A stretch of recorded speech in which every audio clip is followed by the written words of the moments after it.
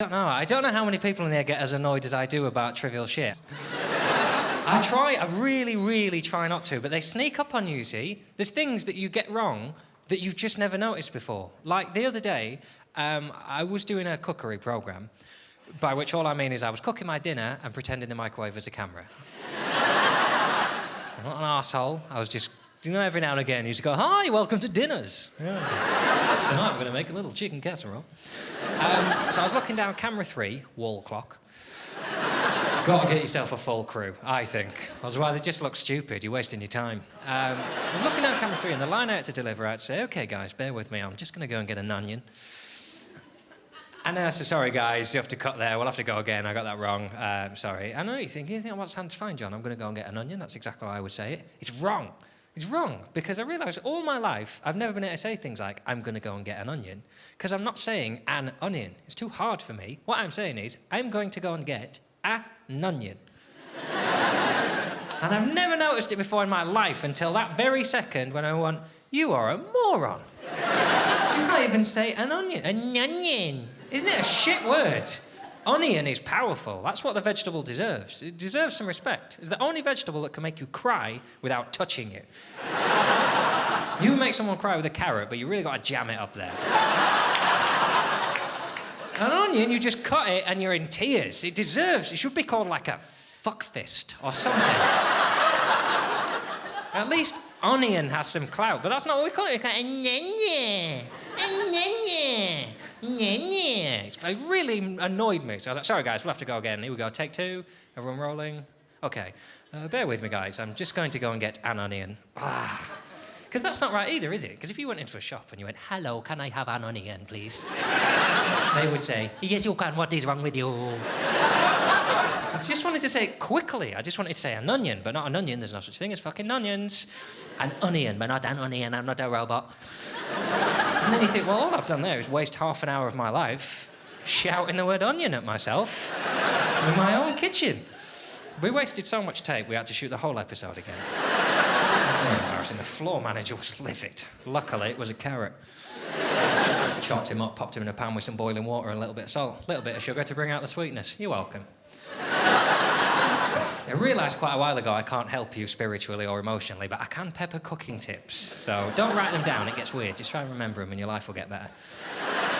And as soon as you are a human who cannot say the word onion but is bothered by it, you really have to address some things. And I realised what I don't deal with well is emotions, right? I would rather be a robot. I would rather just be able to get on with my life and achieve tasks and not have to worry about whether I enjoy them or not. Because as soon as you get into that, it's this all the time, innit? Up and down and up and down. Oh, it was a good day, but then I was a bit sad. Fuck's sake. You have some days, I get to about lunchtime and I just think, I wish I was fucking dead. I hate everyone. I hate everyone. And I know I hate everyone I've never met as well. And then I have a sandwich and then I start to feel better and I think, I was just hungry. It's exhausting, isn't it? I thought I was suicidal. I just forgot I hadn't had any porridge this morning. I can't be arsed with all this shit. I think if I can't handle that on my own, how can I have a relationship? How can there possibly be any consistency when there's another person involved who has wants and needs and desires and temper tantrums and things like that? I just can't be bothered. And it's fine to accept. We've got some couples in relationships. You just accept it'll be tricky, but on the whole, it's better to have you around. The reason you don't really accept that is because when you're a child, you get read fairy stories. That's what happens in this country. Your parents lay you down and they turn the lights off and they read you a fairy story, which is a nonsensical tale of 2 people who have nothing in common, and about halfway through, whoever wrote them just ran out of time and went, "Bleh, they lived happily ever after." You wouldn't take that shit as an adult. If you were watching a play and it was sort of 2 people getting set up, these are like chalk and cheese, what's going to happen? They move in together and then the curtain went down, they went, "It was all fine." You go, well, can you expand on that, please? Because I don't believe you, and children aren't clever enough to do it. When a parent ends and goes, "And they lived happily ever after," they're not clever enough to go, "No, they didn't." How did they? They're from completely different socio-economic backgrounds. I don't understand what they had to talk about, mother. You just need to expand. She lived in a basement. He's a prince. I just don't understand. When you read them to you, they're good stories, read them, but just get to the end and be honest. Just say, "And they lived for a set period of time in a state of mutually destructive contentment." OK. People think Cinderella is this romantic tale of how love conquers all. It really isn't. It's the most unpleasant, misogynistic story I think that's ever been written. Cinderella is the story of a prince who has so much money and so little to do with it, he just throws massive parties and he dances around and he gets everyone in the kingdom to see how rich he is, and then he gets his knob out and someone takes a picture and it's a bit weird.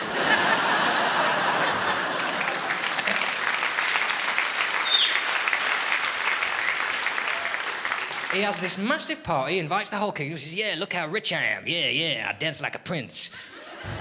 And if you've ever seen a prince dance, then you can judge me. But if you haven't, you don't know it doesn't look like this. Do the prince dance. And then he sees Cinderella in the corner. He's like, oh, my God, look at the tits on that. Oh. I think I'll be having sex with that. I'm the prince. Off he goes. I really thought I could moonwalk in my life. It's another thing I've discovered in my 20s. I can't moonwalk. It looks like I've walked into a room, shit myself, and I'm trying to get out before anyone realises. Because it's simple to do, isn't it? You just look like you're walking forwards, but you're walking backwards. But I can't... I really thought I could do it. So I can't moonwalk. And now the only man who can teach me is dead. So, the prince, he sees Cinderella, he moonwalks over. He goes to... Oh, my God, she's gone. I can't believe it. Oh, she's left her shoe. Thank God. Well, I'll find her with that. Because why would I have remembered what her fucking face looks like? Pervert. Looking at the titties, wasn't he? Did she have a face, did she? I wasn't really that bothered, to be honest. I'll find her with the shoe, because heaven forfend there would be 2 size 6s in the entire kingdom. Off he goes, sniffing women's feet for a month. Are you a size 6? No, 6.139. Get off, you. Eventually finds Cinderella. There she is in the basement, which is being kept in by her sisters who make her clean for a living. He goes, oh, my God, I found you. Can't believe it's you, the girl from the party. But at the party, you had that sort of designer dress and the tits. Tits. Oh, tits. Tits. But now you're sort of down in this basement, you're dirty and you stink, you got rags on. What's happened there, love?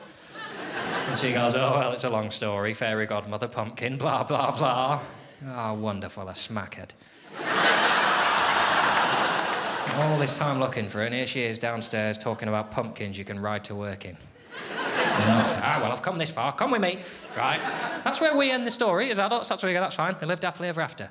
Let's look at it now as adults in the cold light of day and say, they probably didn't. They probably had about a week that was fun. It was like, oh, God, I'm having sex with a poor girl. Unbelievable.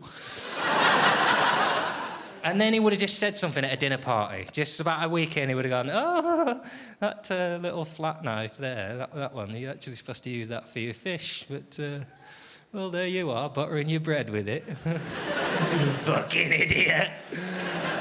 She would have gone, oh, it's just a knife, innit? It's you cut with it, you slice with it, you spread with it. It doesn't matter, does it? Do you know why you've got 15? Because there's nothing to talk about. You've got all your mates here, silver spoon morons. None of them have ever had a job. What are we supposed to talk about? I don't understand. You go, Can you not take the piss out of my friends, please? Because I knew these lot before I picked you out of the gutter.